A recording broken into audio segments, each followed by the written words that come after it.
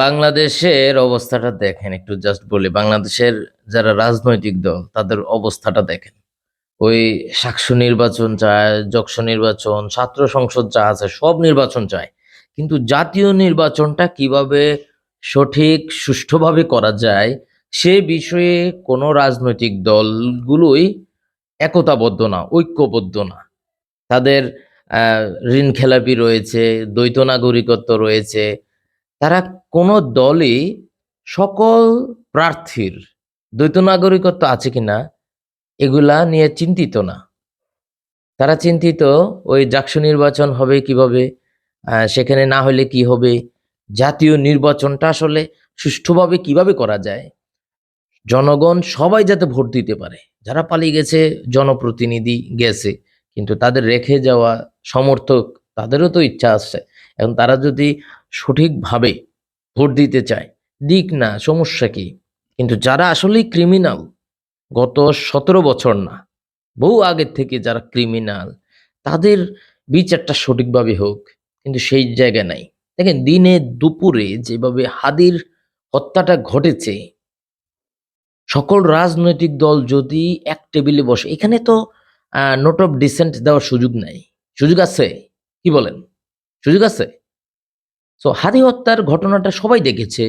এখন সব রাজনৈতিক দল একই টেবিলে বসে যদি বলে হাদি হত্যার বিচার চাই, কারো বাপের ক্ষমতা আছে এই বিচার না কইরা পার পাইব? কিন্তু আদৌ কি হচ্ছে? দেখেন, হাদি শুধু হাদি হত্যা না, আপনি ওই যে মেজর সিনহা, তার সেটাও তো হত্যা হয়েছে, তাই না? তারপর সাগর রুনি, এটা তো হাসিনার আমলে হয়েছে। এখন হাসিনা তো চলে গেছে, এখন হচ্ছে না কেন? তো সবকিছু মিলিয়ে দেখেন যে বৈষম্যের কারণে হাসিনাকে খেদাইয়া দেওয়া হইলো, সেই বৈষম্যগুলো দূর করার জন্যে এই নোট অফ ডিসেন্ট, ওই নোট অফ ডিসেন্ট, এইটা এই দল মানে না, ওইটা ওই দল মানে না। এই যে দলগুলা, তারা নিজেরা কেন এগুলা করছে? পাওয়ার, ক্ষমতা, এই ক্ষমতার কারণে এই যে হাদি হত্যাটা কেন হইলো? আপনার কাছে কি মনে হয় না এটা ক্ষমতা ভেন্ড সিনে আছে? দেখা গেছে হাদি এমন সব কথা বলছে, কোনো না কোনো ভাবে সবাই খোঁচা খাচ্ছে। এই ছেলে বেশি দিন থাকলে টিকে যাবে না।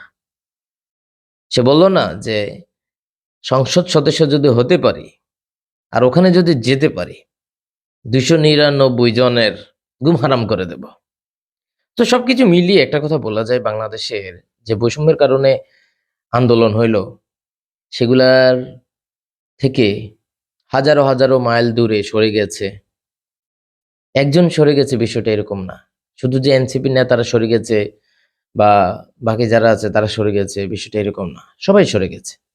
বিএনপি বলেন, জামাত বলেন, সবাই সবাই ক্ষমতার লোভে।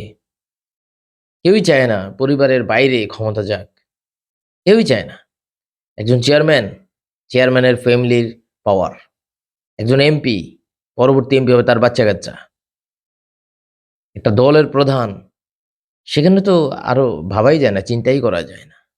তো সবকিছু মিলিয়ে বাংলাদেশের এই যে সমস্যা, এই যে দেখেন অভিযানে গেছে র্যাব সদস্যরা, সেখানে সন্ত্রাসীরা মেরে ফেলেছে। এটা কোনো কথা? সন্ত্রাসীরা, এখন এই সন্ত্রাসীদেরকে ধরতে পারবে না? ধরছে, বিচার হবে কয় বছর পরে? এই যে বলেন দীপদাস, যারা পোড়াইলো তাদেরকে ধরছে, তাদের বিচারটা হবে দ্রুত? হবে না। এই যে আলিফ আলিফ হত্যা নিয়ে অনেক ঘটনা হবে, অনেক কাহিনী হবে, তাকে তো সরাসরি প্রকাশ্যে মারছে। তো এগুলোর বিচার হচ্ছে? হচ্ছে না তো। সো বিচার যেখানে হচ্ছে না, সেখানে বিচারহীনতা যেখানে চলছে, সেখানে স্থিতিশীল থাকবে দেশ? থাকবে না। দেশের উন্নতি হবে? হবে না। তো সবকিছু মিলে একটা কথা বলা যায়, যারা রাজনীতি করছে তারা শুধুমাত্র পাওয়ারের জন্য এই অপরাজনীতি করা উচিত না।